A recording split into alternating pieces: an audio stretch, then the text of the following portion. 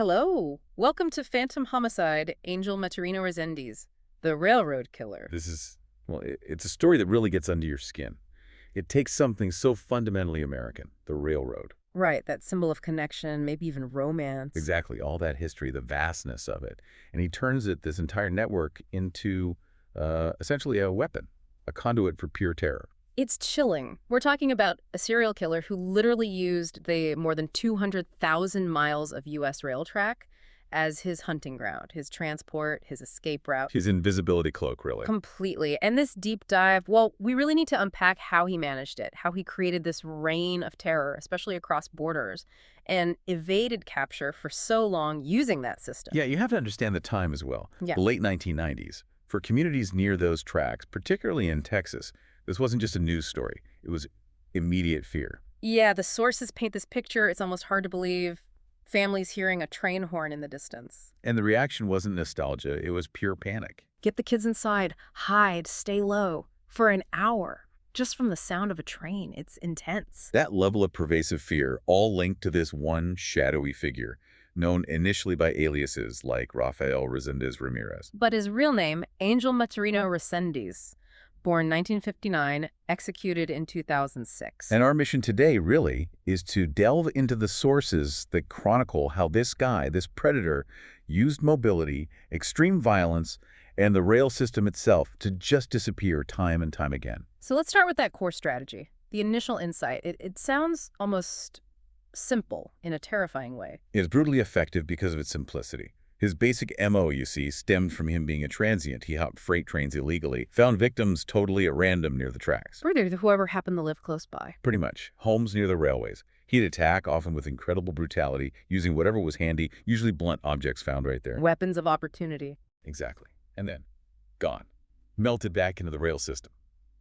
The tracks weren't just how he got to the crime. They were how he got away, instantly and untraceably.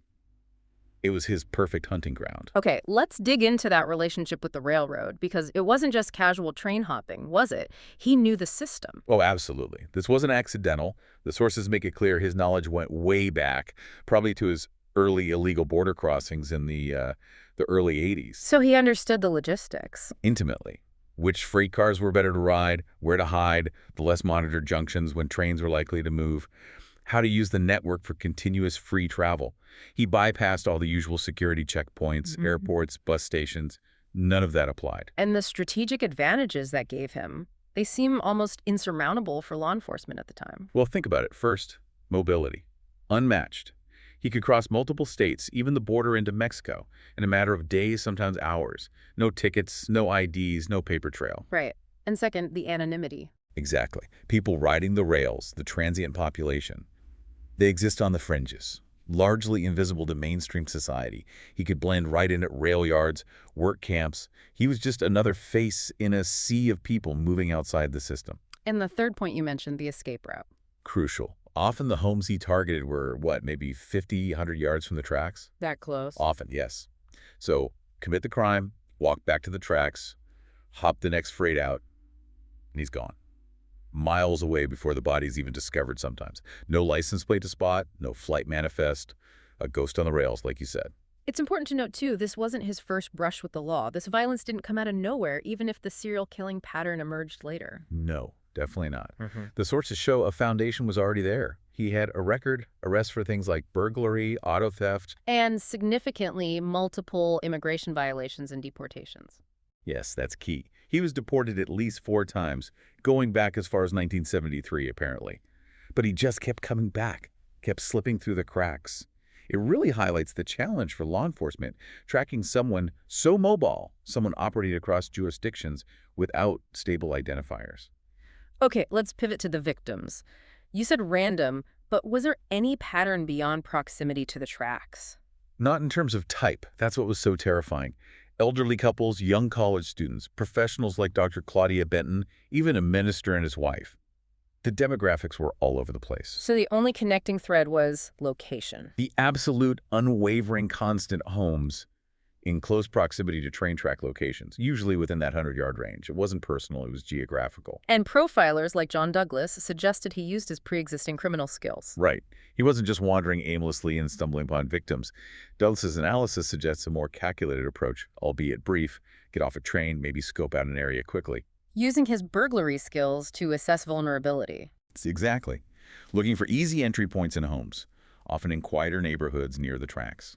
He knew how to get in cutting screens, prying windows, jimmying locks. So was the primary motive the killing itself, or did robbery play a part? It seems robbery was often part of the initial intrusion, maybe the catalyst. Yeah. He needed money, food, things to sustain his transient life.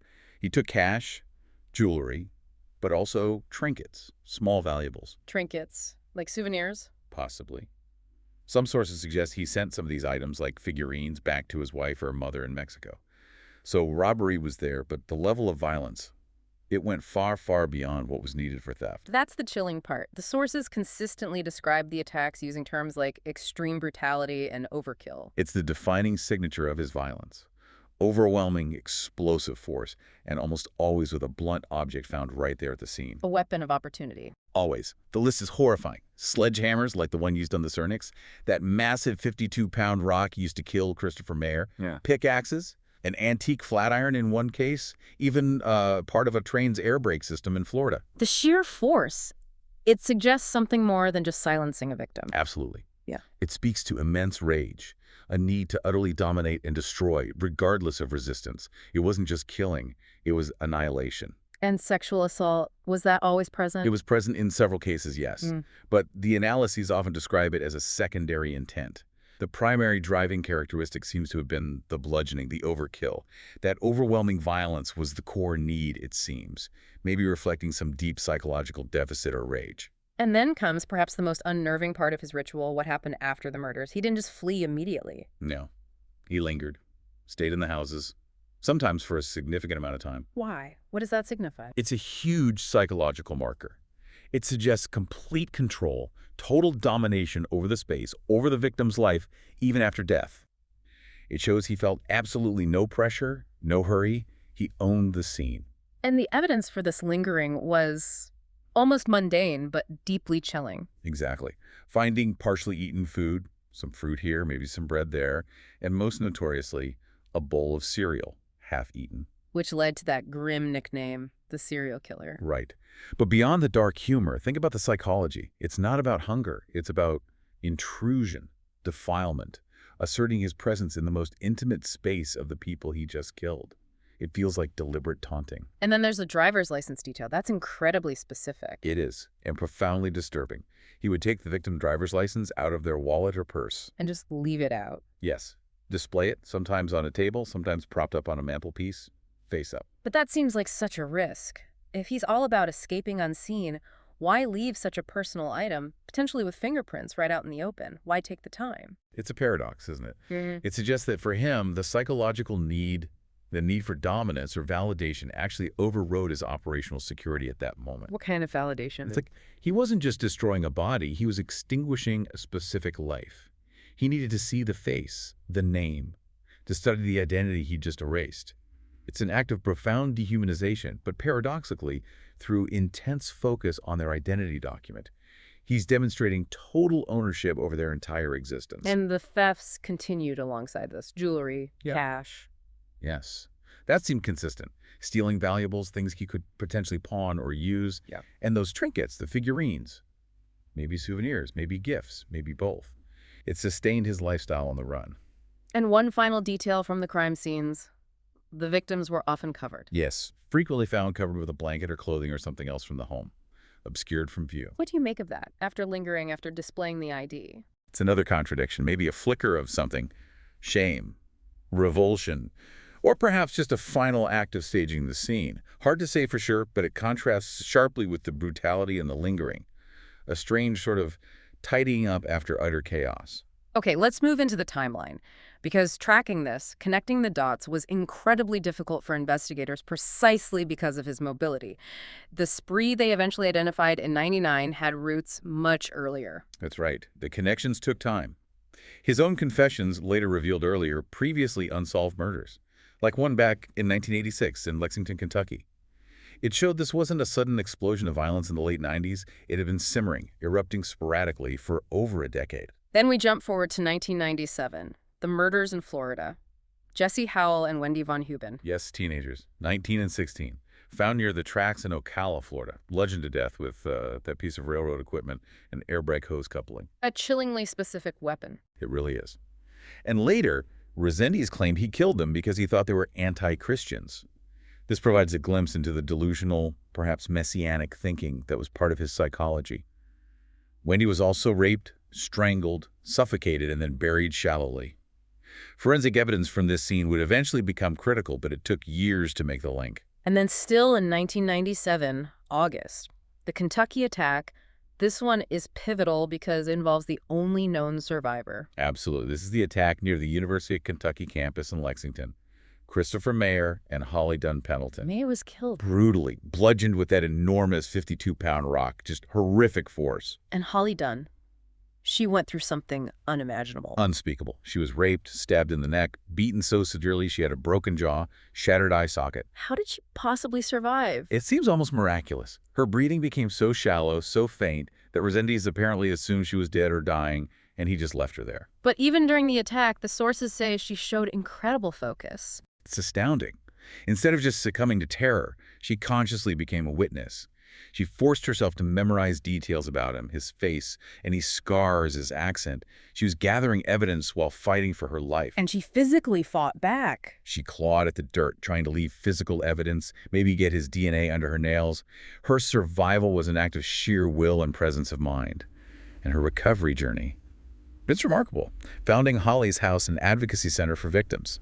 And carrying that burden, too, mentioning she couldn't attend Chris Mayer's funeral, dedicating her work to his memory. It speaks volumes about her strength and the lasting trauma. So moving forward to late 1998, early 1999, this is when things really escalate. The frequency, the geographical spread, it feels like he shifted gears. Yeah, it looks like he entered more of a spree killer phase. Maybe the pressure was building, maybe the internal compulsion intensified. It started arguably with Dr. Claudia Benton in West University Place, Texas, December 98. An affluent area, right? Unusual for that kind of violent crime there. Very. Her murder broke something like a 13-year quiet spell for homicide in that specific suburb. She was found covered, like some other victims, multiple stab wounds, plus the characteristic blunt force trauma. And crucially, her stolen Jeep Cherokee that was found later. Yes, recovered in San Antonio. And this was a major break, even if they didn't fully realize its significance immediately.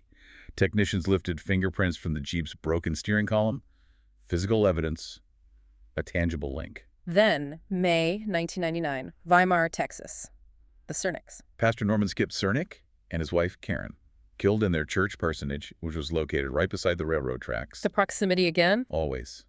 And the weapon, a sledgehammer, taken from their own garage. And their car was also stolen and found later. Also in San Antonio, just like Dr. Benton's Jeep. And critically, forensic evidence. DNA from bodily fluids recovered at the Benton scene was matched to evidence from the Cernick scene, specifically linking the sexual assault elements. Okay, so now Texas authorities knew they had the same offender in at least 2 cases. The pattern was solidifying.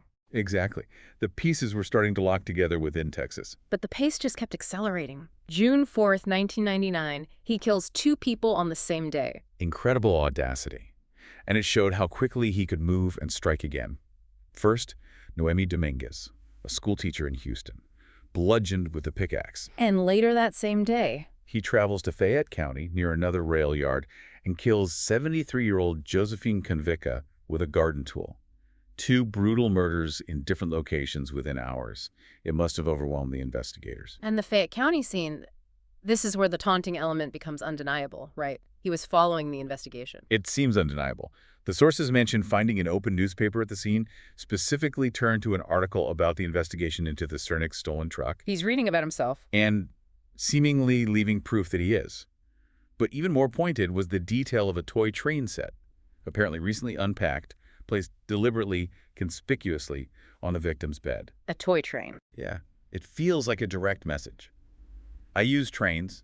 I know you're looking for someone who uses trains, and here I am. He's actively antagonizing them, playing games with the crime scene. The heat must have been intense in Texas by then, so he moves again. Exactly. Crosses state lines once more.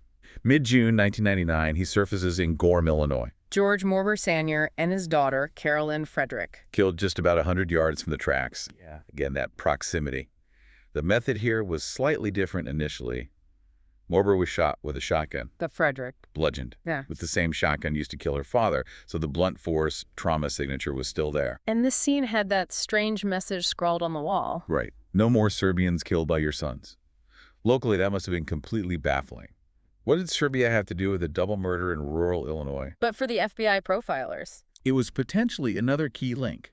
They had access to his previous records, including prison files, maybe correspondence, and they knew he had expressed bizarre political or religious ideas before. This wasn't necessarily a coherent political statement. It was likely another manifestation of his delusional thinking. But crucially, it fit the profile they were building of one offender with these kinds of disturbed thoughts. So now the challenge wasn't just connecting the dots after the fact, but finding this guy before he struck again. A multi-state manhunt for someone who seemed invisible. And it highlighted the absolute nightmare the jurisdictional boundaries create when dealing with a transient killer. Before those solid forensic links, getting Texas, Kentucky, Illinois, maybe even Florida to coordinate effectively on seemingly disparate cases was incredibly hard. The forensics were the key then, the DNA match between Texas crime scenes. That proved a single perpetrator within Texas. But the real breakthrough, the one that blew the case wide open, came from linking Texas to Kentucky. And that's where the FBI's VICAP system came in, the Violent Criminal Apprehension Program. Precisely. VICAP is designed for exactly this scenario. It's a national database where agencies input details of violent crimes, MO, victimology, forensic details. Analysts look for patterns across jurisdictions. So someone at VICAP saw the Texas DNA profile. And ran it against other unsolved cases in the system. And bingo. It matched the DNA profile from the 1997 attack in Lexington, Kentucky, the murder of Christopher Mayer, and the assault on Holly Dunn. That must have been a huge moment, especially for the Kentucky investigators. Oh, the sources describe literal hooping and hollering at the Kentucky PD. Imagine 2 years after that brutal, seemingly random attack, suddenly finding out it wasn't isolated. It was part of a much bigger, terrifying picture. And that DNA match then unlocked the other piece of evidence from Texas. Exactly. The fingerprints. The ones lifted from Dr. Benton's stolen Jeep in San Antonio. Now that they had strong reason to believe the Texas killer was the same person as the Kentucky attacker whose DNA they had, they could run those prints through IAFS, the Integrated Automated Fingerprint Identification System. And they got a hit. They got a name. Or at least an alias associated with those prints. Rafael Reséndiz Ramirez, which investigators later corrected to his true name, Ángel Maturino Reséndiz. Finally. A face, a name attached to the ghost. A name, a history, and now, thanks to VICAP and the DNA, a confirmed multi-state pattern of horrific violence linked to the railroads.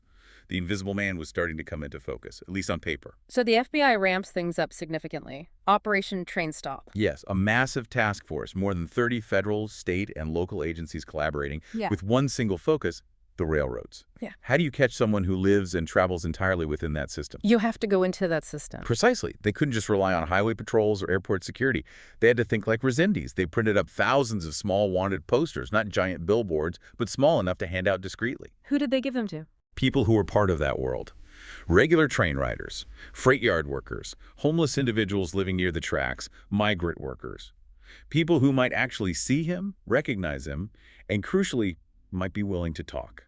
They needed eyes and ears within the transient community itself. And the profiling became even more critical now. Not just how he killed, but why and when he traveled. This was a really smart piece of analysis. They realized his movements weren't entirely random. They often corresponded with agricultural seasons. He was following the work. Essentially, yes.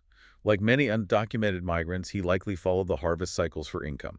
Avocados out in Washington state, citrus down in Florida, tobacco in Kentucky or North Carolina. So they could predict his likely locations based on the time of year and the crops. They could narrow it down significantly.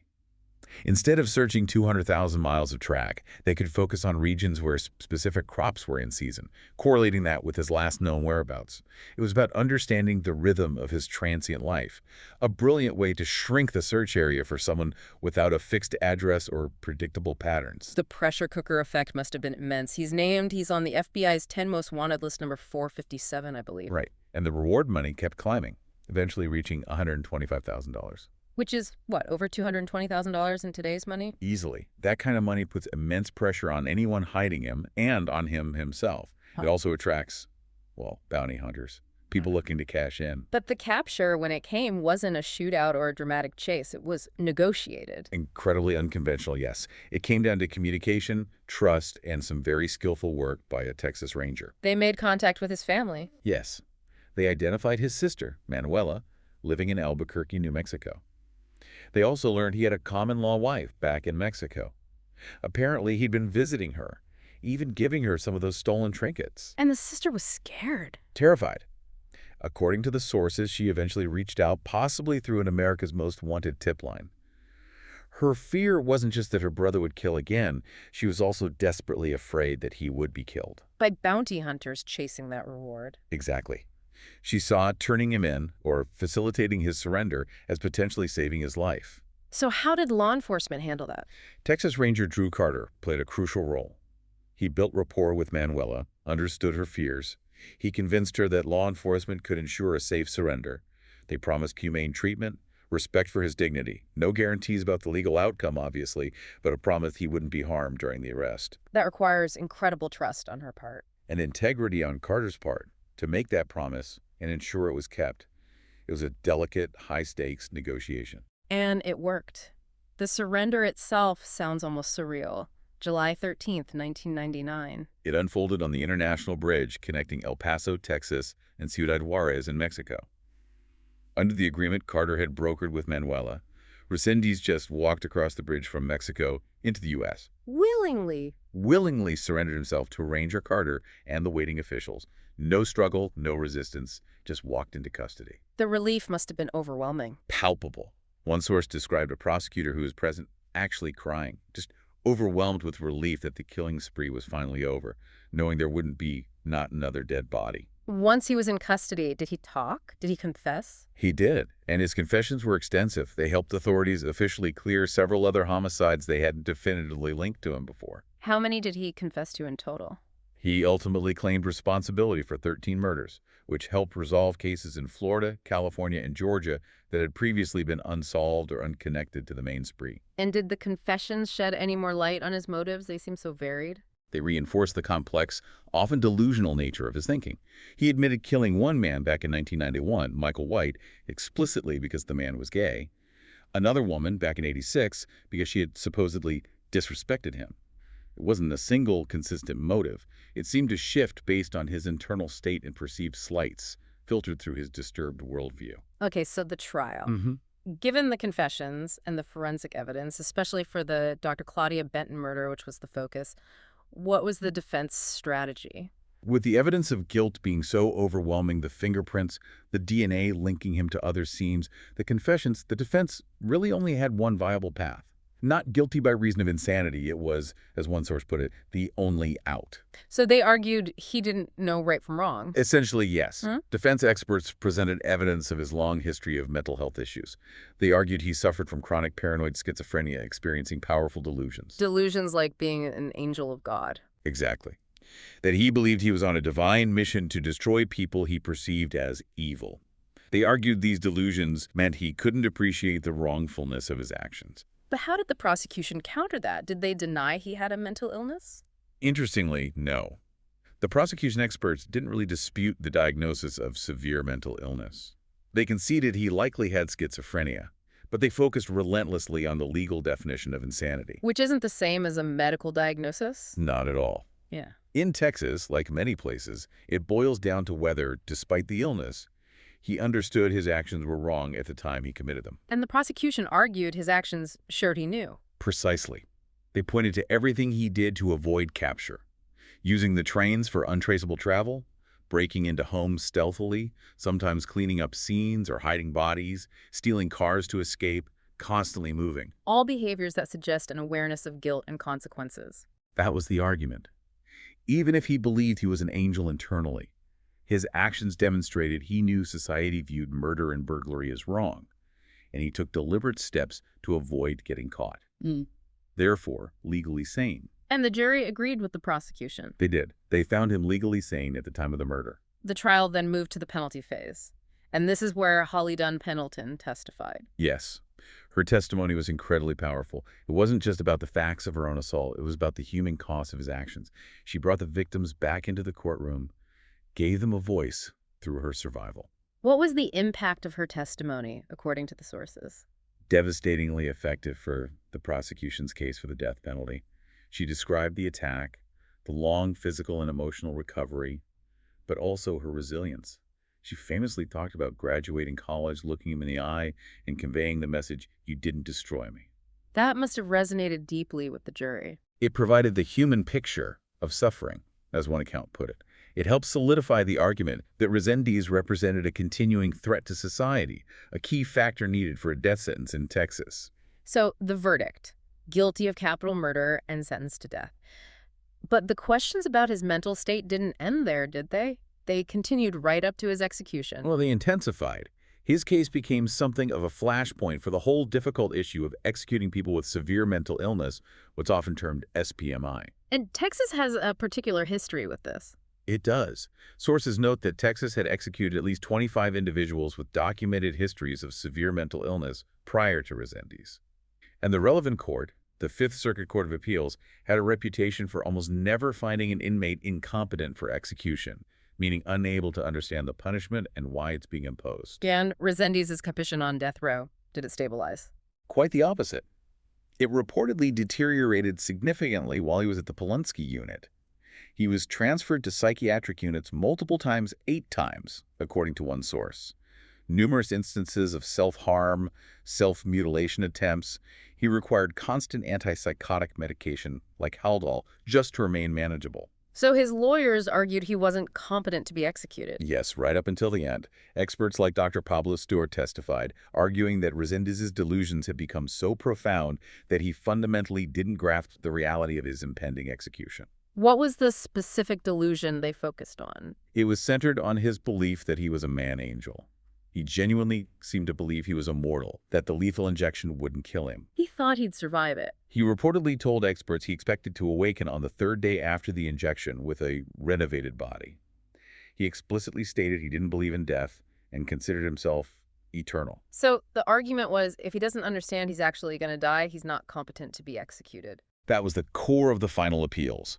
But despite that testimony, the courts ultimately ruled him competent under the prevailing legal standards. And the execution went ahead. Yes, on June 27, 2006. Did Holly Dunn attend? No. Sources say she chose not to be there, focusing instead on her life, her family, and her advocacy work through Holly's house. His final words. They included an apology. He acknowledged the pain he caused and said something to the effect of, "I allowed the devil to rule my life." And there was that one final observation about his feet shaking. Yes, an account noted that his feet were observed shaking beneath the sheet during the procedure. One prosecutor present reportedly found a small sense of satisfaction in that, interpreting it as a sign that perhaps, at the very end, Reséndiz did experience the fear he'd inflicted on so many others. Looking back, what's the lasting legacy? Did anything change because of this terrifying spree? Yes, in terms of law enforcement, there were definite lessons learned. His case really drove home the critical need for better communication and coordination between jurisdictions. So things like VICAP became even more important. Absolutely. There was a push for enhanced protocols, better integration of databases like VICAP, more formalized task forces for multi-state cases, and definitely increased attention and monitoring of transient populations and activity along rail lines. They realized they couldn't ignore the margins anymore. But the most important legacy, perhaps, is remembering the victims. Always. The sheer terror he inflicted on communities, the families shattered, and the incredible strength shown by Holly Dunn. Her transformation into an advocate is remarkable. Truly, choosing to live not just for herself, but dedicating her life and work to honoring all of Reséndiz's victims, even naming her son William Christopher, partly in memory of Chris Mayer. Her story is a powerful counter-narrative to the darkness. It's a testament against the fear that one man, weaponizing mobility and the railroads, could create. And for those who live through it near those tracks. You have to imagine, the sound of a train horn probably never sounds the same again. A constant, haunting reminder of the time when the railroad brought not connection, but terror. The ghost who rode the rails. Okay, so we hope you liked our today's discussion. For more such discussions, subscribe to our channel, Phantom Homicide.